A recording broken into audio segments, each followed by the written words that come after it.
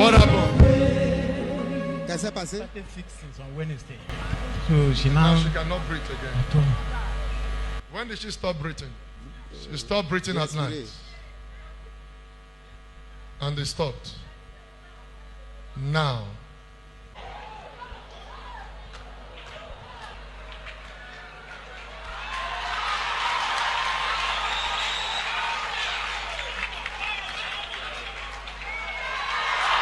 Oh, you are great, yes you are. Holy one. Walked upon the sea, walked upon the sea. Mighty God, everything about you is great.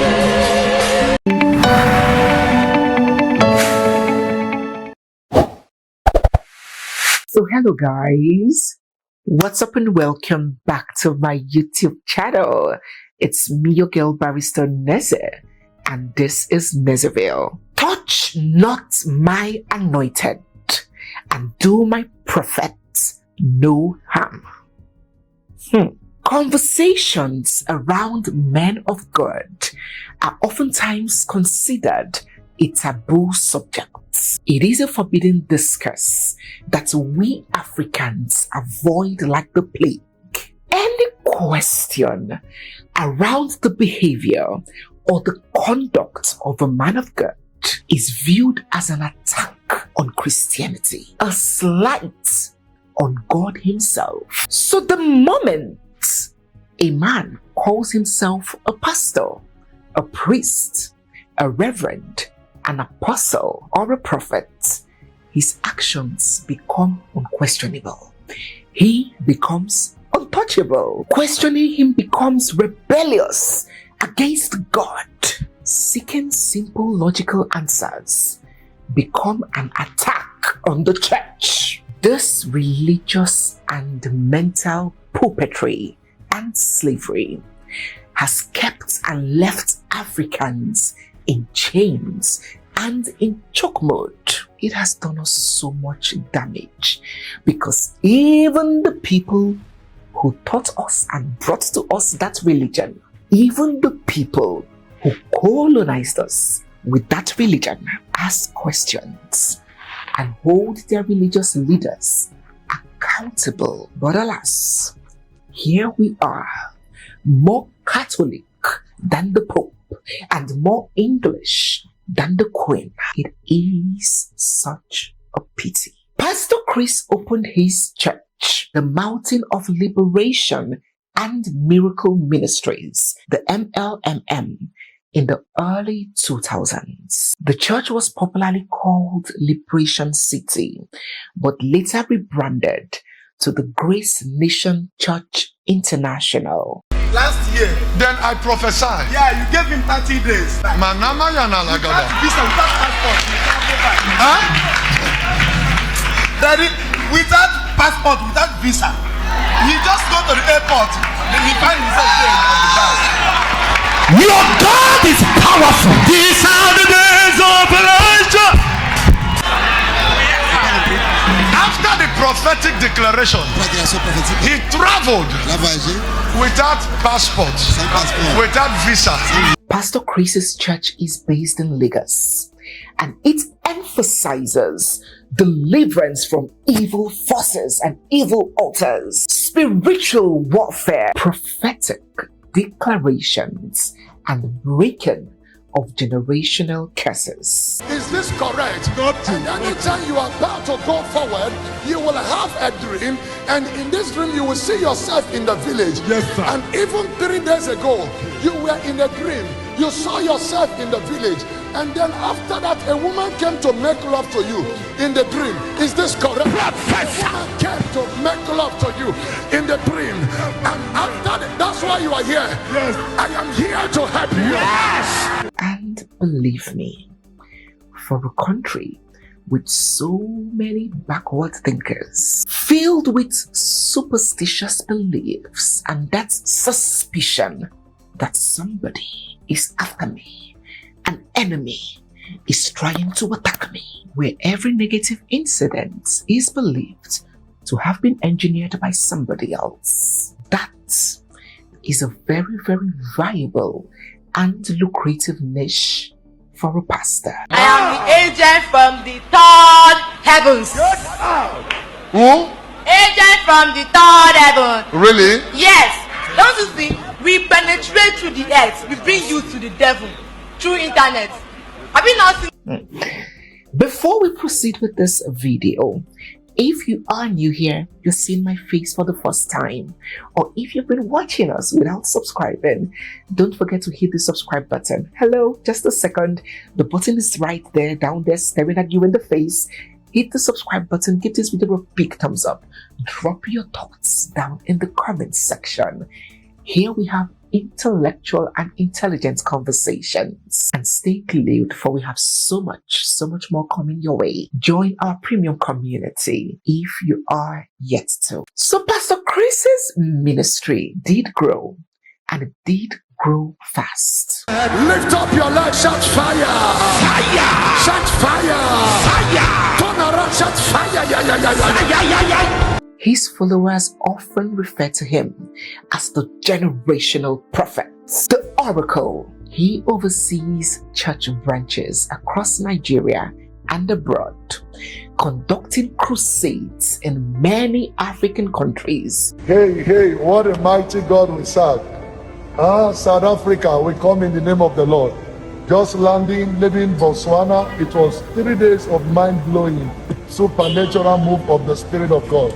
South Africa, we come in the name of the Lord. His ministry also operates a television channel, Liberation Television, where sermons and deliverance services are broadcast. You are Gochuku? Yes, sir. Obi? Yes, sir. Is that you? Yes, sir. But I want to pray. Are you the first son? Yes, sir. Why am I seeing number 27 on your head? I'm 27 years old. Professor! I hear the Lord said pray for him, because the enemy said he just escaped by mistake.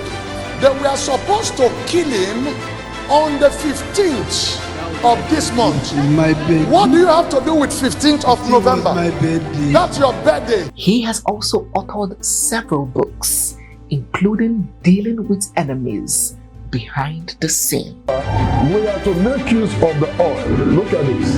This is 2-in-1 of the oil, the prophetic oil. I get one of it out. And the Lord gave instruction that during this crossover, we're going to get this oil, this complete pack.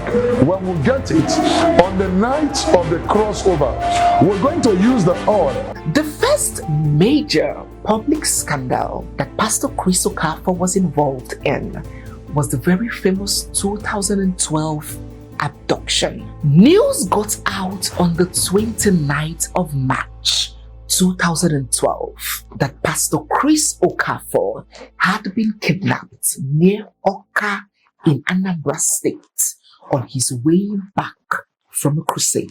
His security escort was shot dead, and the kidnappers demanded a ransom of 50 million naira. Pastor Chris later recounted surviving 50 whole days in captivity and surviving a hail of bullets when the kidnappers attacked. He said that it was divine intervention that saved him.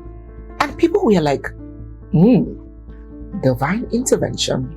I see. So that intervention couldn't have been extended to your staff who was killed. Imagine you losing a member of staff and you're coming out to say God's grace was upon you, God's divine intervention. So what about the person that died protecting you? Isn't he a child of God as well? Interesting. In fact, it was rumored by some sources, speculated by some blogs and posts, that Pastor Chris may have staged the kidnapping to extract money from his congregation. But since there is no concrete evidence to buttress that claim, we would rather leave it as allegedly. The next major controversy that saw Pastor Chris at the front of it was the fake miracle incident of 2020. That year in 2020, a video made it out online showing this elderly woman with a deformed arm being healed by Pastor Chris. Your husband left you. married another woman. Yes, sir. And he left you with 3 children, 2 girls and 1 boy. The woman told you, I'm not saying it's your mother-in-law, but the woman said you will pay for this. You saw 3 people, you thought you were dreaming. They pushed you. You now fell. It was then you woke up. Can you see that? I want camera to show it. You wonder, they told you that they don't see anything like bone there. If witches can do this, my God can do better than witches. Yes, sir. Yes. In the mighty name of Jesus.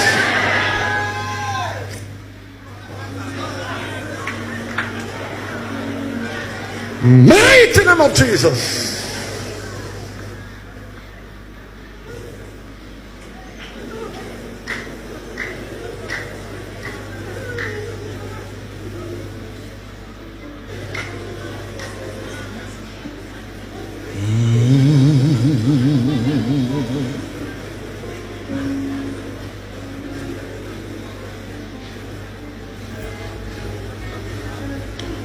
I retrieve her bone from the household of witches. Give me the bone. Give me the bone. Yes. Give me her bone. Yes.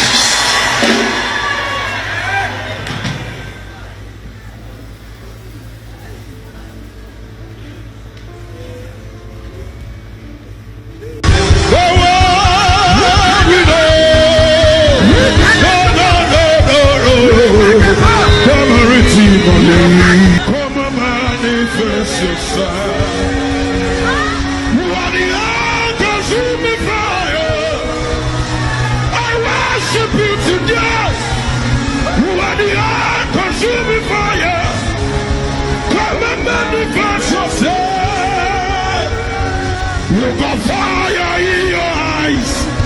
Every wickedness. What the consuming fire. Hey, so why the seas away? Hey, how do we know?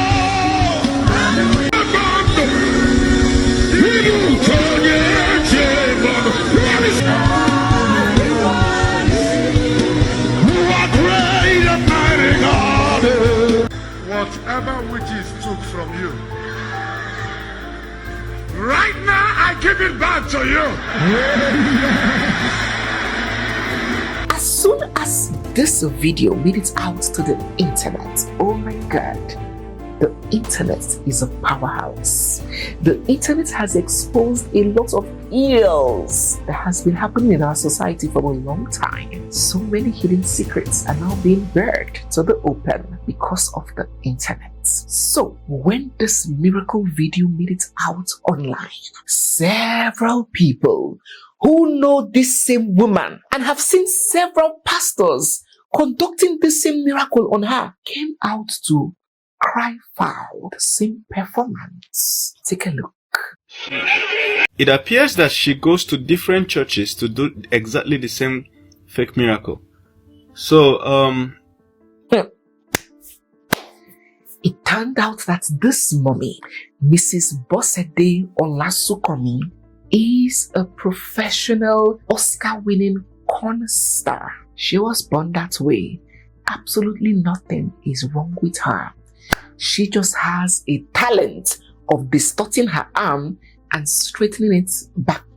And so she decided to turn it into a money-making venture for deceitful pastors looking for praise that fall for fast miracles. She confessed that she was recruited into the lucrative fake miracles business by a friend, and she was a hot cake for pastors. She disclosed how she goes around from one pastor from one church to the other all across the country acting miracles for money, and that after her job with Pastor Chris, she was compensated to the tune of 400,000 naira, and off she went to the next pastor. Pastor Chris responded, but not by himself. He responded through his lawyer, that the church has existed for more than 10 years and that members of the church have felt the touch of God in one way or the other. The church does not need to forge fake or feign miracles. They admitted giving her 400,000, but the lawyer said that the church just gave her the 400,000 naira to help her establish business, that it was not payment for any service rendered. When this happened, some people picked interest in this pastor. I did too. And I went to take a look and listen to some of his preachings. And this is one of the many that I found. Yet you are a young lady, you are not married, now you dey talk like that. Which man want marry who nowhere? Which man want to marry you when they know that you have slept with different men? God forbid. You are misbehaving, you are doing all manner of things. And yet, you don't even have a father that have a name. There is no man that wants to marry a woman that is not submissive.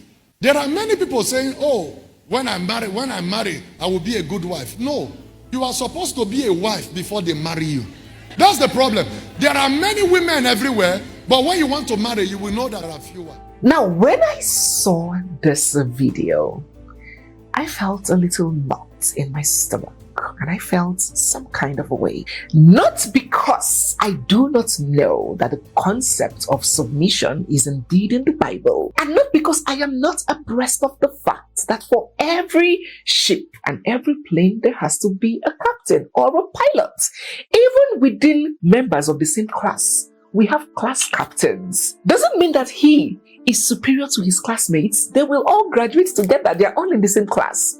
But for orderliness, for a smooth progression of things, for accountability, it's good that there should be a hidden figure in every engagement and every endeavor. So I understand that concept, but that was not what made my stomach churn. Why I felt a certain way is because experience has shown me, not personal experience, but several experiences of others, that people, men who over-obsess with the idea of submission are usually tyrants. And I did not stutter. I said what I said, especially in this part of the world. I'll tell you what. Many of we Africans have a skewed and distorted vision or idea of what leadership means, what it connotes. To the average African, leadership means wielding power. It means unchecked authority. It means invoking fear. It means oppression. Look around you. Check the bosses. Check your politicians. Check the people that occupy leadership positions. As soon as that mantle of leadership is grabbed, a police officer starts carrying their bag. A soldier starts holding their umbrella. Everybody starts bowing down to greet them. Leadership here is interpreted as how much you can squeeze and subjugate the other person. But for the people that taught us the religion, that is not what leadership means to them. For them, leadership is servitude. Leadership is responsibility. It is humility. It is hard work. It is putting the interests of those that you lead above yours. That is why you see the Prime Minister at the UK riding a bicycle while the people that he served drive Porsche. And you see their leaders in the train leading normal lives, and when there's a dent to their office, they resign in honor because of the regard they have for the people that they lead. Leadership rested in service, and we could see that evidently in the style of leadership that Christ himself embraced. We call ourselves Christians, meaning Christ-like. We are supposed to be like Christ. He's supposed to be our role model. You will also see that leadership in the way Christ led. He went down and washed the feet of his disciples.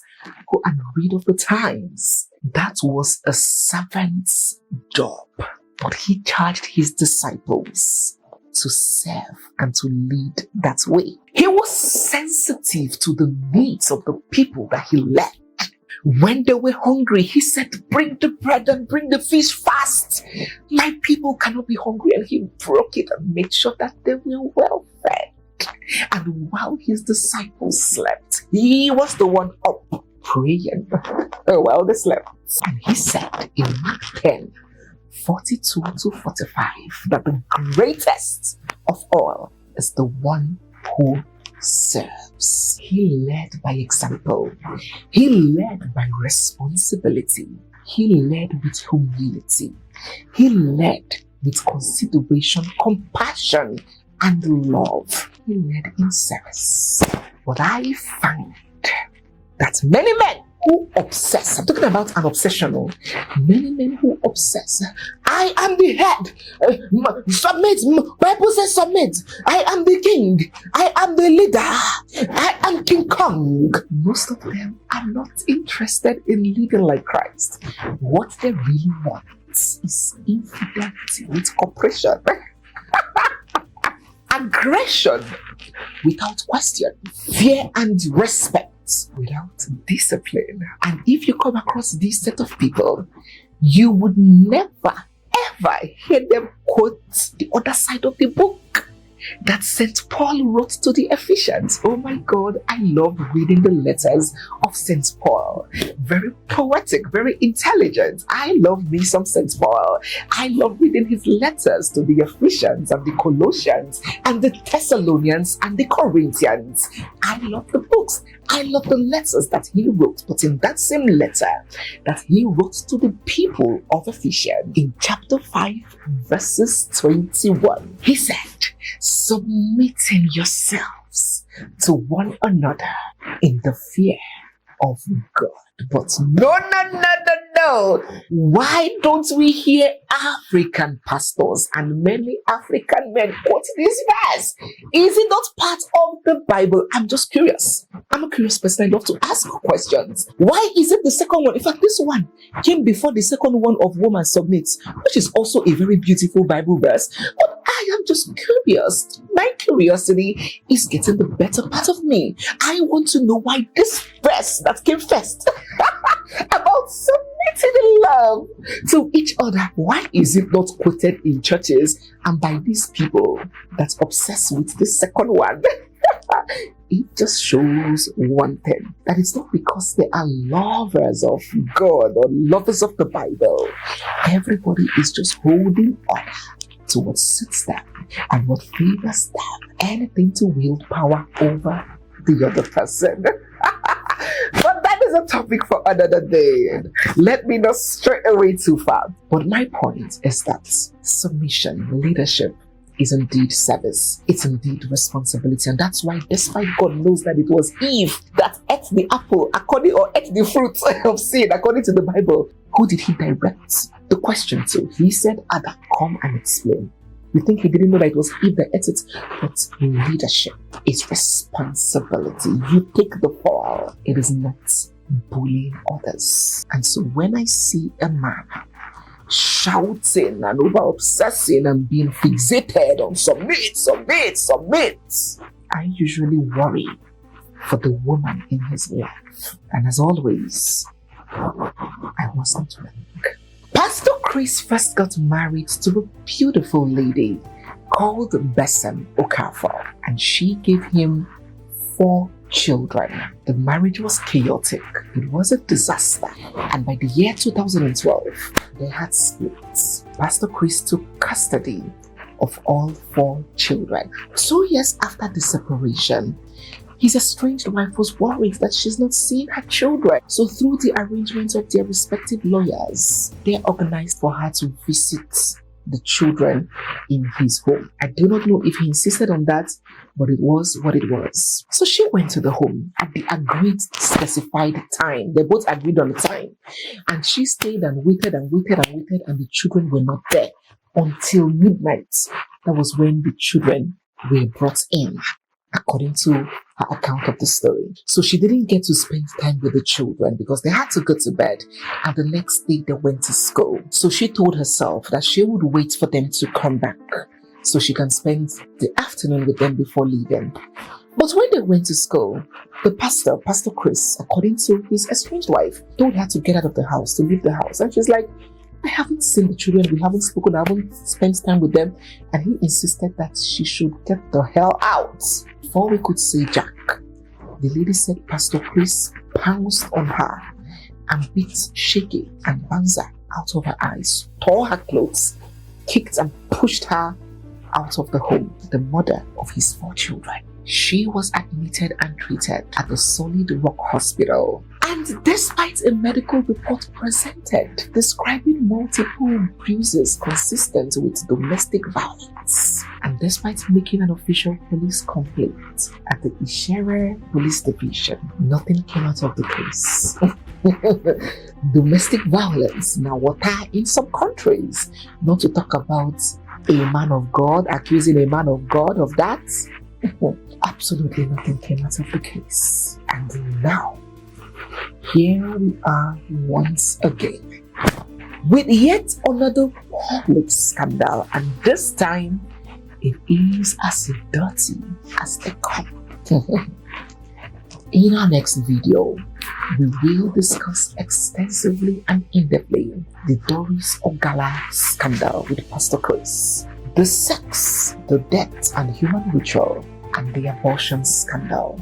Stay glued for that. And the best way to stay glued and ensure that you do not miss any of our segments is by looking down there and confirming that you are subscribed. And not only subscribed, look at the side of the subscribe button. You will see a notification icon bell.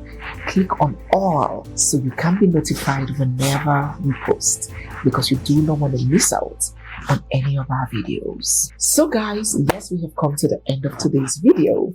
If you're new here, you're seeing my face for the first time, or if you've been watching without subscribing, don't forget to hit the subscribe button, give this video a big thumbs up, drop all your thoughts down in the comment section, join our premium and exclusive community where we have in-depth conversations around life, marriage, relationships, and all of that, and where you can have direct access to me. It's me, your girl, Barrister Neze, and this is Nezemasterclass. I'll see you guys in my next one. For now, bye.